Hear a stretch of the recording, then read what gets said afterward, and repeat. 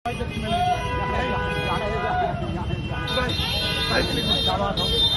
देखना ये बस्ती हमारी छेड़ता है।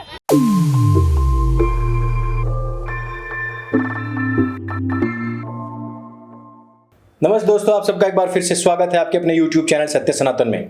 आज का हमारा विषय है कि पिछले 2-4 दिन में महिला वर्सेस इस्लाम, वुमेन वर्सेस इस्लाम के विषय में बात करेंगे। किस प्रकार से 6 साल की एक छोटी सी बच्ची का दुष्कर्म करके उसको फेंक देने वाले मस्जिद के उस मौलाना का, जिसने स्वयं उस बच्ची को पढ़ाया था, जो मदरसे में उसको कुरान की तामील दिया करता था, उसका न्याय आज हुआ है। और इस न्याय को देते हुए जज का दिल भी पसीज गया।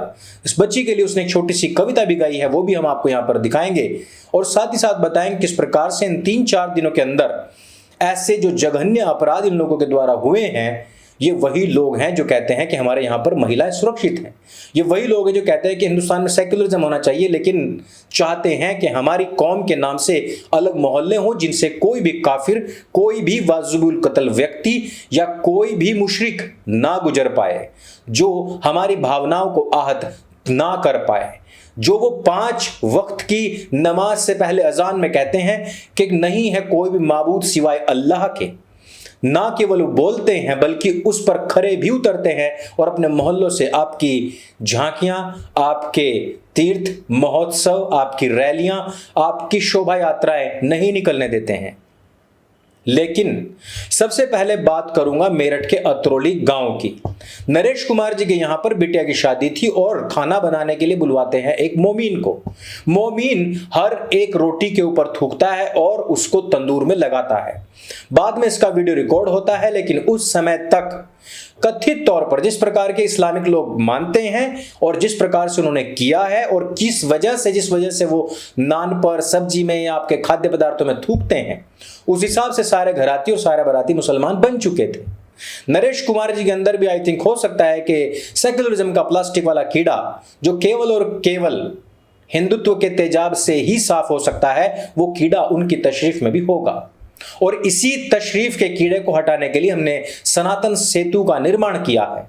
और इस सनातन सेतु की वजह से ही एक दिन वो भविष्य हम सब देखेंगे कि जब हम हर प्रकार की अशुद्धताओं से अपने भोजन को मुक्त करा पाएंगे। सनातन सेतु आपका अपना एक ऐसा सेतु होगा जहां से आप केवल और केवल पवित्र लोगों को ही हायर कर पाएंगे। केवल और केवल हिंदू और सनातनी ही वहां पर आपको मिलेंगे। मेरे इस स्टूडियो में एक एसी लगा हुआ है, वो एसी पिछले 5 दिन से खराब है और जब भी मैं कंपनी वालों को फोन करता हूं, वो मुझे एक जालीदार कटोरे वाला भिखारी और इस देश का दीमक कौम का व्यक्ति ही प्रोवाइड करवाते हैं और मैं हर बार उसको मना कर देता हूं। हर बार जब भी मैं अर्बन कंपनी से कोशिश करता हूं, तकरीबन 5-6 बार वही व्यक्ति मुझे मिलते हैं और मैंने कहा कि मैं गर्मी में बैठ करके पंखा चला करके या पसीने में वीडियो बना लूंगा, लेकिन इन लोगों को अपने घर के अंदर ना काम दूंगा ना स्थान दूंगा। और इसी के लिए हमने सनातन सेतु का निर्माण आरंभ किया है। ये जो थूक लीगी जमात के लोग हैं, ये जो हम लोगों का धर्म भ्रष्ट करते हैं और जिस तरीके से इन्होंने हमारा धर्म पहले भी भ्रष्ट किया है, उससे निजात पाने हेतु, इस सनातन सेतु हेतु मैं आप लोगों से एक प्रार्थना करता हूं बार बार और कहता हूं कि हमें डोनेट कीजिए, लेकिन डोनेट सीधे नहीं, सनातन हाट के माध्यम से कीजिए। सनातन हाट का लिंक मैंने डिस्क्रिप्शन और पिन कमेंट में दिया है, वहां पर आप अपना साहित्य खरीदिए। ये इतना भव्य जो मंदिर का मॉडल है, ये खरीद सकते हैं। इससे हमें दशांश बचता है और उसका प्रयोग हम इस प्लेटफॉर्म को बताने में करेंगे जिसमें कई लाख रुपए का खर्चा आ रहा है। आज सबसे बड़ी खबर कि एक 6 साल की बच्ची के साथ में दुष्कर्म करने वाले मौलवी को आजीवन कारावास कहा गया है कि अंतिम सांस तक के लिए कारावास आपके लिए लिख दिया गया है। और यह कारावास लिखने वाले जो जज हैं, उनके भी आंखों से आंसू आ गए और उन्होंने इस मौलवी को दरिंदा बताते हुए अंत में कहा कि आपने क्योंकि आस्था का प्रयोग किया है, आपने एक टीचर का, एक मौलवी का नाम प्रयोग किया है और तब जाकर के 6 साल की बच्ची के साथ में यह कार्य किया है, इस वजह से यह जघन्य अपराध है। मैं जज साहब से हाथ जोड़ करके कहना चाहता हूं कि आपने जो सजा दी है ठीक ही दी होगी, लेकिन मैं आपसे एक और बात कहना चाहता हूं कि मौलवी साहब से ये जरूर पूछ लीजिएगा कि 6 साल की कन्या जो 6 साल से 9 साल की जो कन्याएं होती हैं उनके साथ में यह कार्य करना, जिनको कि उनकी भाषा में जिना कहा जाता है, यह सुन्नत है अथवा नहीं है।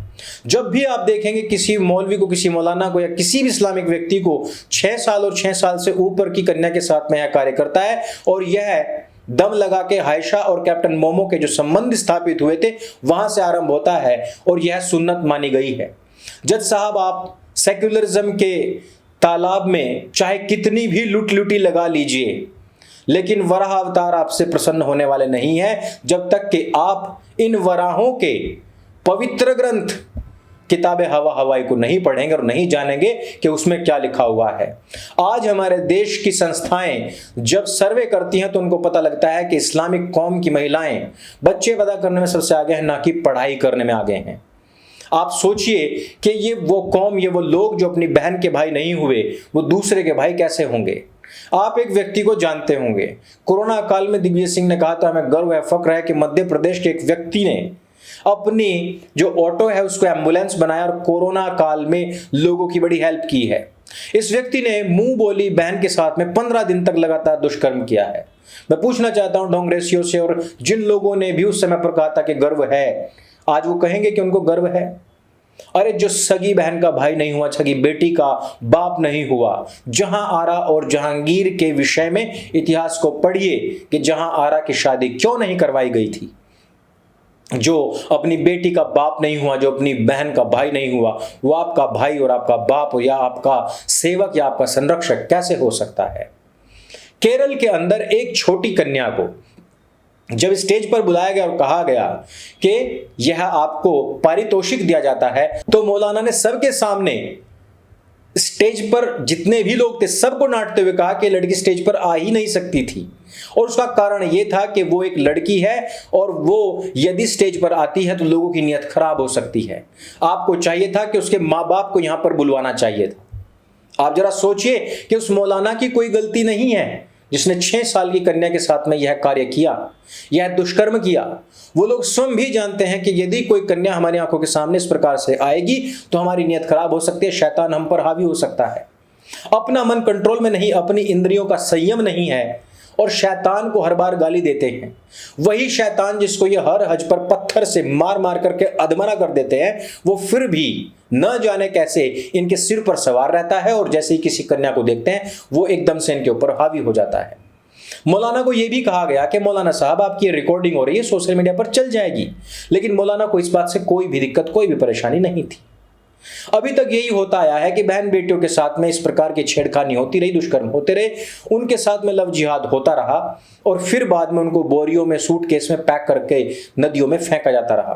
किन्हीं को जिंदा जलाया गया, किन्हीं का चेहरा पत्थर से फोड़ करके क्रूपित कर दिया गया, लेकिन आज तक बहुत से हैं जिनको न्याय नहीं मिला है। यही नहीं, अजमेर की जो दरगाह है, वहां के जो खादिम थे, जो कि कांग्रेस के उस समय के अध्यक्ष भी थे अजमेर के, उन्होंने भी सैकड़ों हिंदू कन्याओं के साथ में गैंग रेप किया है और उसका न्याय आज तक नहीं हो पाया है। ये है हमारे कानून व्यवस्था, ये है हमारा न्यायालय। वही न्यायालय, वही सुप्रीम कोर्ट है और वही मियां लॉर्ड्स जो कहते हैं कि एक अपराधी का भी भविष्य होता है और उस भविष्य को संरक्षित और सुरक्षित करने हेतु उसको छोड़ भी देते हैं। जबकि दूसरी तरफ यदि कोई विष्णु पंडित है तो 20 साल सजा इसलिए काट लेता है क्योंकि वो पंडित है और उसने कभी किसी दलित पर कोई ऐसी आपत्तिजनक टिप्पणी नहीं की थी, लेकिन सजा इसलिए दे दी गई क्योंकि वो सवर्ण है, क्योंकि वो प्रिविलेज्ड है। इस वजह से भले ही वो गरीब हो लेकिन जेल तो वो काटेगा ही। इस जागरूकता को लाने का कार्य हमारे मुजफ्फरनगर के सचिन और गौरव भाई ने किया था, लेकिन उनकी बेरहमी के साथ में हत्या कर दी गई और फिर राजनीति होती रही और आज तक भी उनका सम्मान उनको नहीं मिल पाया है। लेकिन यहां जरा ठहरिए, एक मौलाना के मुंह से रासबेरी बहते हुए आप देख सकते हैं। कुछ हिंदू शेरों को यह मस्जिद का मौलाना मिल गया और इसको पकड़ करके जब इसकी खातिर तवज्जो करी गई, जब इसको थूक नान, तबलीग जमात के व्यक्ति को थूक नान, इसके नान इसी को खिलाए गए, तब ये पान थूकता नजर आया, क्योंकि ये एक लड़की को रोजाना आते जाते छेड़ा करता था। इनकी इतनी सारी घटनाएं हैं दोस्तों कि मैं बताते बताते थक जाऊंगा। इतिहास मैंने काफी बार बांट चुका हूं मैं उसको, कि इतिहास में इन्होंने क्या क्या किया है। वर्तमान में जो चल रहा है वो बता रहा हूं। इतनी सारी घटनाएं हैं, इतनी सारी बातें हैं, रोज बताऊं तो भी थक जाऊंगा। इस वीडियो में सिर्फ इतना ही। यदि वीडियो आपको जानकारी से भरपूर लगे, अच्छी लगे और लगता है कि जागरूकता में थोड़ा सा भी ये सहयोग कर सकती है तो सबके साथ में शेयर अवश्य करें। और सनातन के सेतु में आपका हेतु लगना आवश्यक है। जो सुन रहे हैं समझ लीजिए, आज नहीं तो कल आपको सनातन हाट पर जाना है, वहां से कुछ भी लीजिए, 10 रुपए का सामान लीजिए, 8 रुपए की पुस्तक भी हमने वहां पर प्रोवाइड करवाई है, वो भी लीजिए। उसका पैसा हर एक से लूंगा, सनातन सेतु में लगाऊंगा, तब जाकर के ये कार्य हो सकता है कि आपको, जब आप किसी कैटर्स को, किसी हलवाई को, किसी एसी ठीक करने वाले को बुलाएं तो वो आंख मूंद करके भी बुलाएंगे तो वो हिंदू ही मिलेगा, आंख मूंद करके भी। आपका अर्बन क्लैप, आपका इंडिया मार्ट, आपका नौकरी.com, आपका OLX भी यही सनातन सेतु होगा। मेरे संग बोले सत्य सनातन वैदिक धर्म की जय। जय हिंद, वंदे मातरम।